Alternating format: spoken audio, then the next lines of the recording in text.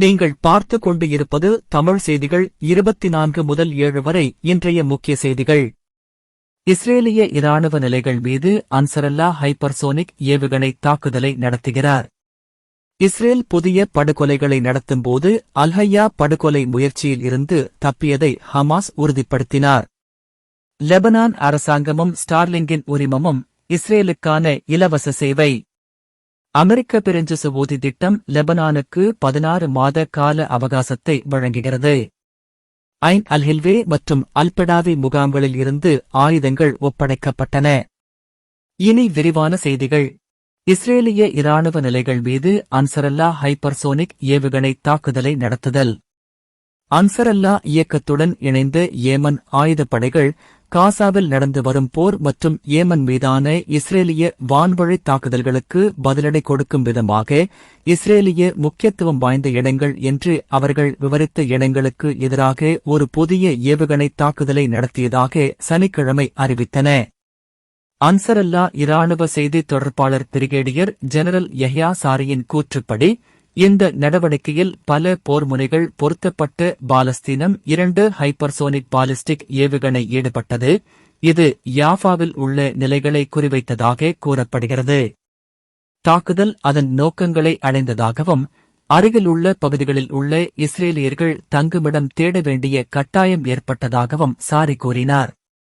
இஸ்ரேலிய அதிகாரிகள் உடனடி உறுதிப்படுத்தலை வெளியிடவில்லை. காசாவில் இனப்படுகொலை மற்றும் பட்டினிக்கு எதிரான தாக்குதல் என்று ஏமன் ஆயுதப்படைகள் தெரிவித்தன. இஸ்ரேல் புதிய படுகொலைகளை நடத்தும்போது அல்-ஹய்யா படுகொலை முயற்சியில் இருந்து தப்பியதாக ஹமாஸ் உறுதிப்படுத்தினார். பாலஸ்தீன எதிர்ப்பு இயக்கமான ஹமாஸ் வெள்ளிக்கிழமை அதன் காசா தலைவரும் பேச்சுவார்த்தை குழுவின் தலைவருமான டாக்டர் கலீல் அல்-ஹய்யா தோஹாவில் இஸ்ரேலிய தாக்குதலில் கொல்லப்பட்ட தனது மகன் மற்றும் இயக்கத்தின் பிற உறுப்பினர்களுக்காக வியாழக்கிழமை இறுதிச் சடங்கு பிரார்த்தனைகளில் பங்கேற்றதாக அறிவித்தது. இதற்கிடையில் வெள்ளிக்கிழமை விடியற்காலையில் இருந்து குறைந்தது 65 பேர் இஸ்ரேலிய துப்பாக்கிச் சூட்டில் கொல்லப்பட்டுள்ளனர்.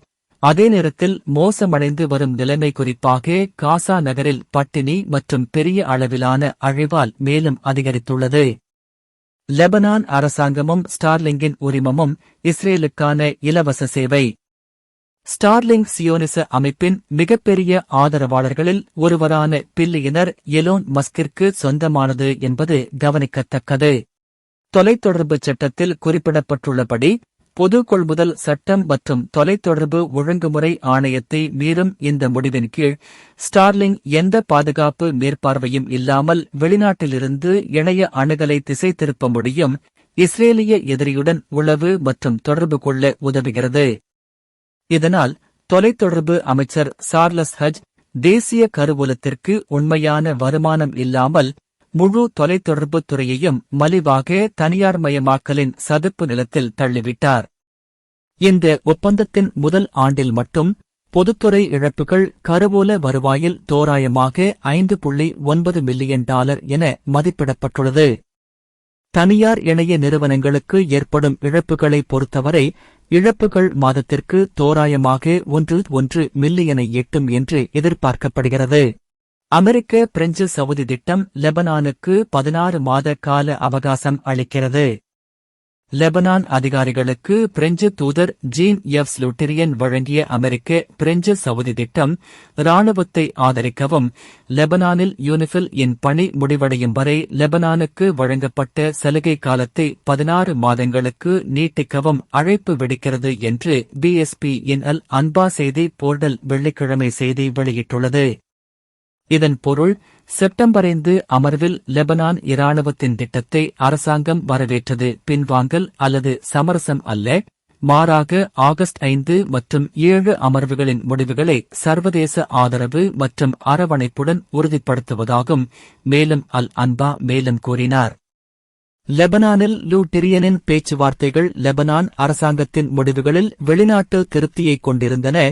மேலும் அதன் பாதுகாப்பு மற்றும் சீர்திருத்த திட்டங்களை அரசாங்கம் தொடர்ந்து செயல்படுத்த உதவும் கூடுதல் இராணுவ மற்றும் பொருளாதார ஆதரவின் திட்டத்துடன் செய்தி போர்டல் கூறியது. லெபனானை ஆதரிக்கும் 5 நாடுகளின் குழுவும் போர் நிறுத்த ஒப்பந்தத்தை ஆதரிக்கும் நாடுகளும் லெபனான் இராணுவத்திற்கும் அரசாங்கத்திற்கும் கூடுதலாக 16 மாத கால அவகாசம் வழங்க ஒப்புக் கொண்டுள்ளன. இந்த காலகட்டத்தில் லெபனான் இராணுவம் லெபனானில் உள்ள அனைத்து இராணுவ நிலைகள் மீதும் தனது கட்டுப்பாட்டை நீட்டித்து ஹெஸ்புல்லாவின் ஆயுதங்கள் உட்பட சட்டவிரோத ஆயுதங்களை அகற்றும் அல்லது வைத்திருக்கும் திட்டத்தை நிறைவு செய்யும் என்று அல் அன்பா தெரிவித்துள்ளது. லேட்டிரியன் தனது கூட்டங்களில் நவம்பர் மாதம் லெபனான் இராணுவத்தை ஆதரிப்பதற்கான ஒரு சர்வதேச மாநாட்டை நடத்துவதற்கான தொடர்ச்சியான தயாரிப்புகளில் கவனம் செலுத்தினார். அமெரிக்க காங்கிரஸ் இராணுவத்தை ஆதரிப்பதற்காக 14.2 மில்லியனை அங்கீகரித்த பிறகு அமெரிக்கா, பிரான்ஸ் மற்றும் சவுதி அரேபியாவின் ஒப்புதல் மற்றும் வருகையுடன் பெயரிடப்படாத வட்டாரங்கள் அல் அன்பாவிடம் தெரிவித்தன. ஐன் அல் ஹில்வே மற்றும் அல் பெடாவி முகாம்களில் இருந்து ஆயுதங்கள் ஒப்படைக்கப்பட்டன. சனிக்கிழமை லெபனான் இராணுவம் ஐன் அல் ஹில்வே முகாமில் இருந்து 5 லாரிகள் நிறைய ஆயுதங்களையும் அல் பெடாவி முகாமில் இருந்து மேலும் 3 லாரிகள் நிறைய ஆயுதங்களை கையளித்தது. இதுவரை ஃபத்தா இயக்கம் மட்டுமே பெய்ரூட் மற்றும் அதன் புறநகர் பகுதிகள் மற்றும் டைரின் தெற்கு பகுதியில் உள்ள பல முகாம்களில் இருந்து ஆயுதங்களை ஒப்படைத்துள்ளது. லெபனான் பாலஸ்தீன உரையாடல் குழு வெள்ளிக்கிழமை ஹமாசுடன் ஆயுதங்களை ஒப்படைப்பது தொடர்பான பேச்சுவார்த்தை தொடர்ந்து நடைபெற்று வருவதாகவும் இந்த மாத இறுதியில் கோப்பு இறுதி செய்யப்படும் என்று எதிர்பார்ப்பதாகவும் அறிவித்தது. மே மாதம் பெய்ரூட்டுக்கு விஜயம் செய்தபோது பாலஸ்தீன ஜனாதிபதி மஹ்மூத் அப்பாஸ் மற்றும் லெபனான் ஜனாதிபதி ஜோசப் அவன் ஆகியோர் லெபனானின் பாலஸ்தீன முகாம்களில் உள்ள ஆயுதங்கள் லெபனான் அதிகாரிகளிடம் ஒப்படைக்கப்படும் என்று ஒப்புக்கொண்டனர்.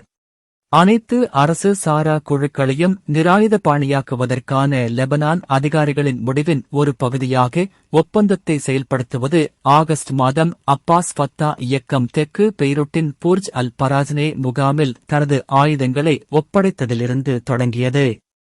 இத்துடன் இந்த செய்திகள் முடிவடைகிறது. மேலும் இந்த சேனலை சப்ஸ்கிரைப் பண்ணிக் கொள்ளுங்கள். நன்றி.